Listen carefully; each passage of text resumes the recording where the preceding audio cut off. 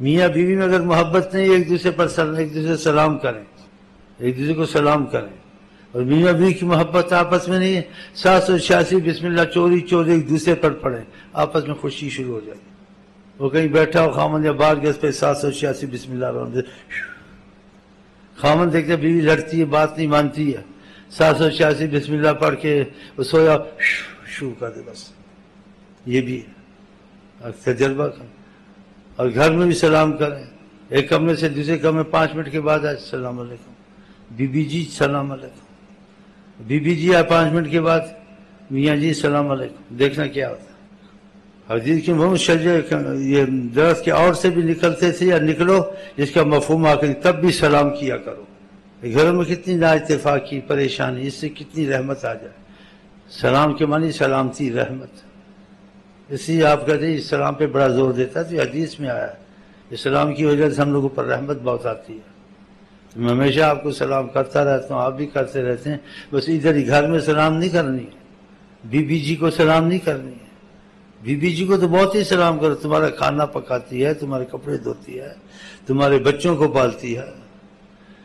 اور نبی کریم فرماتے ہیں خیرکم خیرکم لأہلہ، تم میں سے اچھا بہتر وہ جو بیوی کے ساتھ اچھا سلوک کرے. تو یہ چیزیں بھی یاد رکھیں. تو میاں بیوی اگر آئے تو 786 بسم اللہ پڑھ کے میاں پر پھینکو، میاں بیوی پر پھینکے شف شف شف. اسی میں بھی آپ کو سلام کرتا ہوں. یہ نسخہ بہت کامیاب نسخہ ہے. ہم گھر میں ایسے ہی کرتے ہیں، یقین جانیں. اگر میری بی بی جی جاتی تھوڑی دیر بعد ہی کہتی السلام علیکم، اگر نہیں کرتی میں کہتی باہر سے سلام ہی نہیں کرتی. اچھا جی السلام علیکم، وعلیکم السلام. ایسے کرتے تو ہمارے گھر میں بہت رحمت ہے خدا کی. کیونکہ انسان کے لاکھ آپس میں اٹھنا بیٹھنا ہو، اور اگر جیسے دلوں میں محبت نہیں ہے، بڑی فضا اچھی نہیں لگتی، پھیکی لگتی. اسی گھر میں پھر آدمی کا بیٹھنے کو دل نہیں کرتا، بات کرنے کو زیادہ دل نہیں کرتا. تو یہ چیزیں بھی جاری رکھے تاکہ گھر میں بھی خیر آئے. اور نبی کریم کی بات کو بہت اہمیت دیں. قرآن میں ہے وَعَاشِرُوهُنَّ بِالْمَعْرُوفِ، ان کے ساتھ اچھا رویہ رکھو. اور نبی کریم نے کہا ان پر زیادہ سختی مت کرو، بہت کم سختی، نرمی زیادہ، کہ ان کو سیدھا کرنا بہت مشکل ہے. جن کو زیادہ بیوی کو سیدھا کرتا نا تو وہ گھر اجڑ جاتا ہے. اس کی مثال نبی کریم نے کیسے دی ہے صلی اللہ علیہ وسلم نے کہا خلقنا من ضلع الاعوج، یہ ڈنگی پسلی سے پیدا ہوئی ہیں. ڈنگی پسلی سے، ڈنگی پسلی کو سیدھا کرو ہوئے گی، زیادہ سیدھا کرو گے ٹوٹ جائے گی. پسلی ہے نا ایسے ہی رہتی ہے. تو یہ تھوڑی ٹیڑھی رہیں گی، تو پھر ان پر رحم کر دو تھوڑا. تو زیادہ سیدھا کرو گے تو گھر میں پھر جدائی ہوگی، یا مصیبت آئے گی، یا طلاقیں شروع ہو جائیں گی، یا پھر وہ مار پٹائی شروع ہو جائے گی. تم اس کو مارو گے، اس کا بھائی آ کے تم کو مارے گا، تو پھر تو یہ خانہ جنگی ہو جائے گی. تو خانہ جنگی گھر میں نہ کرائیں، اور ان پر رحم کریں، اور ان کو زیادہ سیدھا کرنے کی کوشش نہ کریں. یہ ہمارے نبی نے کہا ڈنگی پسلی سے پیدا ہوئی. تو مطلب گھر میں نا اتفاقی نہیں ہونی چاہیے، محبت ہونی چاہیے. تو اس کی جہاں تک گنجائش ہے آقا جی نے بتایا. اور بیویوں سے نسلیں چلتی ہیں جی، گھر کے کھانے پکاتی ہیں، تم کو گناہوں سے بچاتی ہیں جی، تمہارے بچوں کو پالتی ہیں. اس کا میں پہلے بھی آپ کو سنایا تھا. اگر یہ زیادہ زبان چلائیں، گڑبڑ بھی کریں، تب بھی برداشت کرنی چاہیے. یہ ہمارے اسلام میں تعلیم ہے. ہاں، حضرت عمر کا واقعہ آپ کو پہلے نہیں سنایا تھا. ایک شخص تھا، اس کو تک اپنی بیوی سے کچھ شکایت تھی. اس نے کہا حضرت عمر سے شکایت کروں جا کے کہ وہ در پردہ میری بیوی کو کچھ سمجھائیں کہ میرے ساتھ یہ ایسا جھگڑا یا زبان درازی نہ کرے. تو حضرت عمر گئے اس شخص کے ساتھ در پردہ سمجھانے.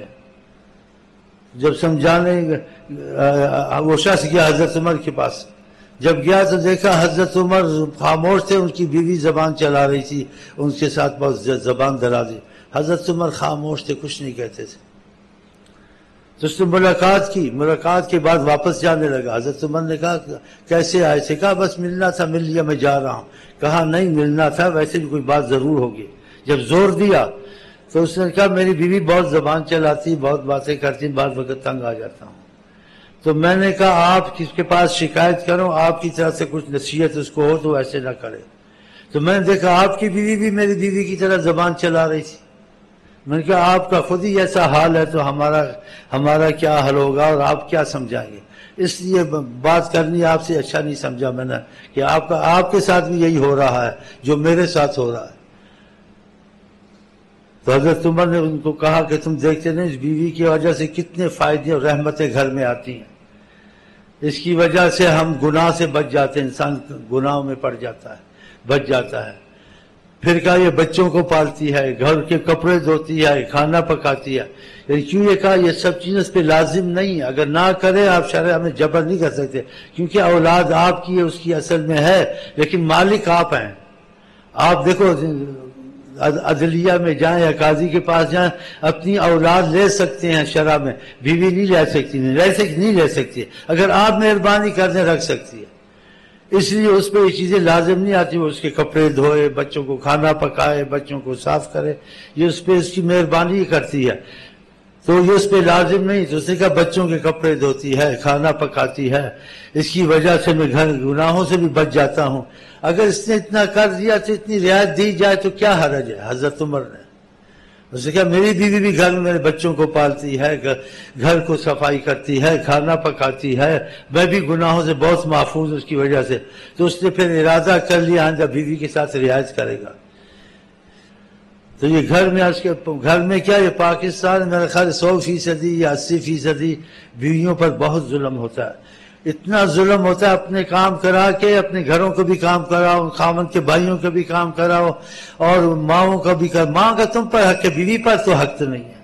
اگر وہ احسان کرے تمہاری ماں اچھا سلوک کرے تم اس کا بدلہ اس کو دو، لیکن اس پر لازم کرنا یہ ماں کے بھی خدمت کرے، یہ ندوں کی بھی خدمت کرے، یہ ہمارے آئیں ان کا بھی خیال کرے، یہ ظلم ہے. ایسا ظلم کرنا اس کا بدلہ اچھا نہیں ملے گا آپ لوگوں کو، اس گھر میں خیر نہیں ہے. تو اگر وہ مروت کے طریقے سے کرے، محبت سے کرے تو محبت مروت کا جواب آپ بھی مروت سے دیں.